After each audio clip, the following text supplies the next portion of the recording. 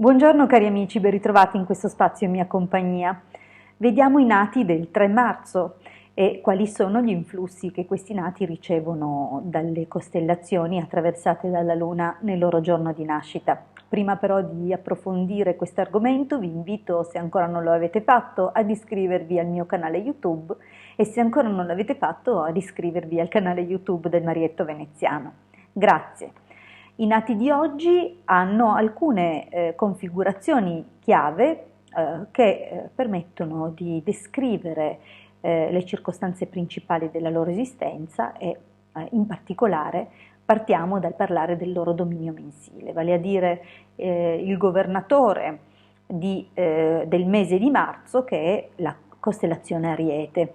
Questo attribuisce ai nati di tutto il mese alcuni tratti comuni, per esempio la capacità di essere molto intraprendenti, oppure una certa determinazione nelle loro intraprese, e ancora anche la capacità, insomma, di lanciarsi quasi senza paura, no? nelle nuove opportunità, nelle nuove occasioni che si vengono a creare nella loro vita. Hanno sicuramente un carattere molto intelligente e sono signorili.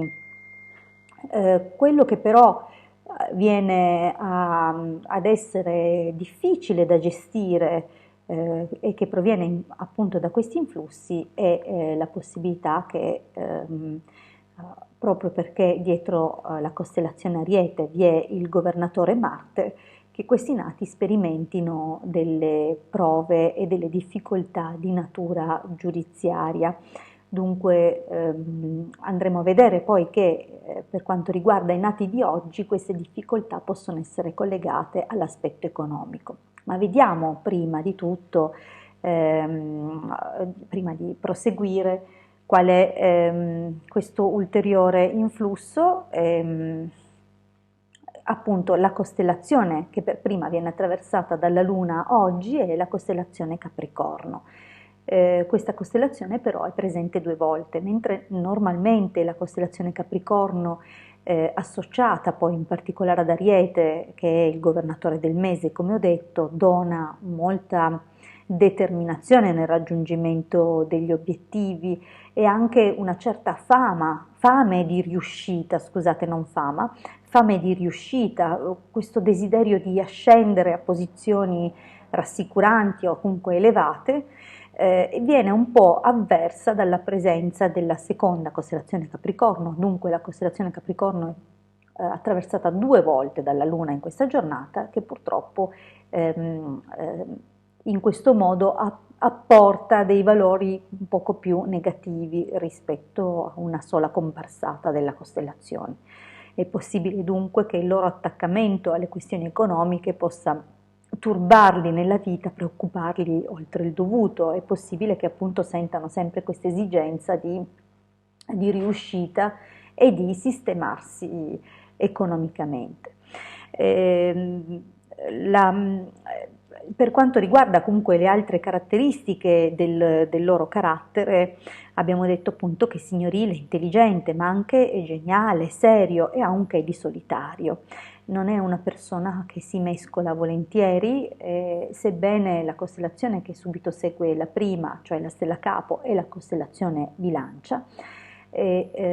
Normalmente la costellazione Bilancia, quando favorevole, spinge questi nati a stare a contatto con gli altri, a cercare soprattutto rapporti interpersonali forti su cui fare affidamento e che diventino un po' il loro perno, no? Nella loro vita. Per quanto riguarda invece questi nati, purtroppo il senso di solitudine o comunque la determinazione anche a sbrigarsela da soli viene amplificato anche dall'opposizione di questa costellazione, dunque questo li rende un po' più solitari del dovuto, anche stando in coppia, dunque è possibile che i loro partner possano percepire il loro freddo distacco o il loro comportamento essere interpretato come egoistico.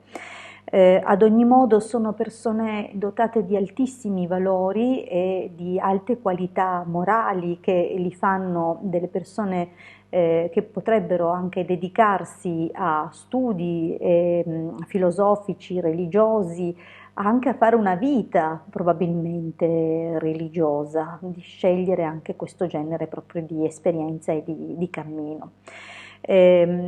Saranno comunque ben in grado di sopportare le tante avversità che dovranno sperimentare nella loro vita. Diciamo che per quanti dovessero diventare commercianti, sicuramente la fortuna li assisterà in modo migliore e otterranno una posizione sociale abbastanza stabile e solida. E ottimo anche alcuni nati, soprattutto se nati di lunedì o di sabato, per le espressioni teatrali, dunque potrebbero essere anche bravi artisti in questo senso, in questa direzione.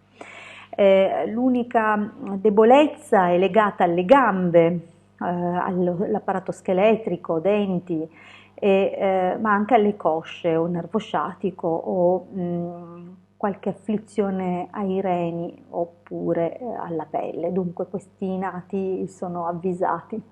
Io vi ringrazio per avermi ascoltato fino a qui, vi ricordo che domani continueremo appunto con le previsioni le indicazioni dei nati del 4 marzo. Grazie per il vostro ascolto e mi raccomando, se ancora non l'avete fatto, iscrivetevi al mio canale YouTube e se ancora non l'avete fatto, iscrivetevi al canale YouTube del Marietto Veneziano. Grazie sempre.